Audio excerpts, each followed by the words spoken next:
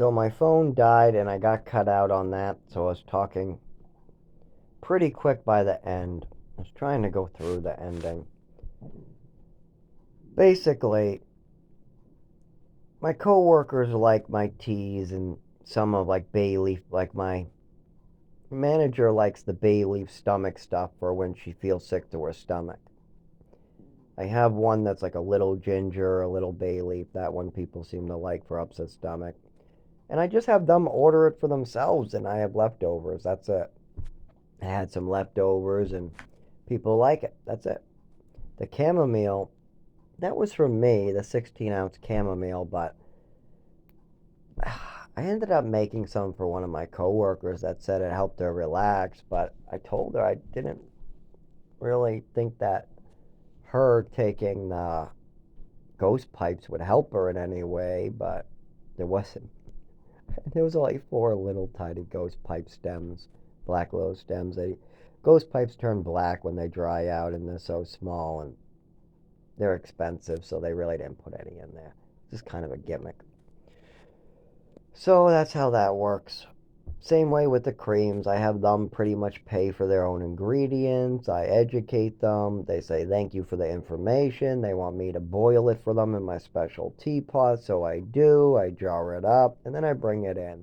I have a nice little reusable wine bottle. I have another one that's a decanter. I have jars. I got teacups that are sealable. I have some coffee mugs. I got all that type of stuff. And they give me some of their own, tell me to keep them. Here, keep this and just bring it back, and I'll give it back to you, and blah, blah, blah. So that's pretty much how that works. They see their ingredients, they order their ingredients, I put it together, and then there's always leftovers. I offer them the leftovers. They never seem to want them. These people just are lazy, I guess. They don't want to read the information. They don't want to look at the warnings. They want me to explain the warnings. They want me to, oh, keep the stuff. And if I ask for it, you'll make it for me, right? Yeah, but it takes a day. I do it before I go to bed and I put it in the fridge and then I bring it to you the next day. So you got to give me a little notice. It's not something I whip up right away.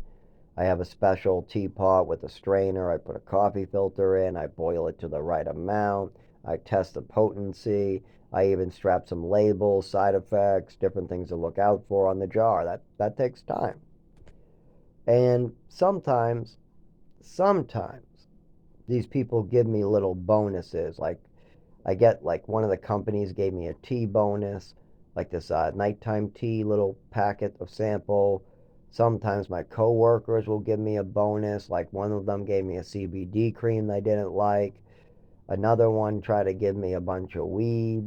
I have a customer that, oh my God, that customer coming to my house trying to get me to bake him cookies. It just, there's a lot of that. But I get rewarded pretty well and it keeps my pain away. I'm able to make my cream. I'm able to have some ingredients on hand in case I need them, like bay leaves or ginger or all that. But that only buys you time.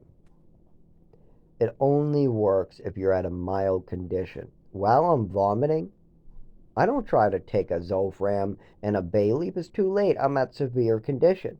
I have to wait till my condition gets lesser and then I can manage the vomiting and the nausea.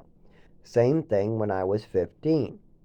When I'm vomiting severely, I can't take a Tums. It just makes it worse. You can't hold down the tea or any liquids. If somebody tries to give you a gingerbread cookie, it doesn't exactly work because your stomach is now vomiting and you're at your height. When you have to get it up when you're at that point. You got it. It just doesn't work unless you're at mild conditions. It's like a Tylenol. You wouldn't take a Tylenol for cancer in your leg that's spreading, causing severe screaming pain. Or if you fell off a motorcycle and got a bunch of gravel in your leg and you were getting an infection, you might not just spray some alcohol on it and take ibuprofen. You know what I mean? Like, that is beyond ibuprofen and alcohol. You get a scratch off your bike, maybe you could pour some alcohol on the wound or use some disinfectant that's much safer. I don't suggest alcohol. They have a lot of disinfectants better than that, but if that's all you have is a bottle of gin, pour it on, disinfect it. But if you just came off your motorcycle and you got gravel under your skin, in your leg, you got infections, you're in extreme pain, an ibuprofen and some disinfectant is not going to do the trick. You need to sand that shit out. You're going to need to use real antibiotics. Maybe some, they have other antibiotics that are invented out there now, like phage, Ophera or phage. They got all this other stuff that you can use as a disinfectant. That there's a lot more you can do, and that needs to be done when you have an infection and pieces of road under your skin. But if you have a scratch just from falling off the bike while it's not really moving or something, then yeah, that's a little different. Take a Tylenol, disinfect it, you're good to go. Those are the two levels with you too.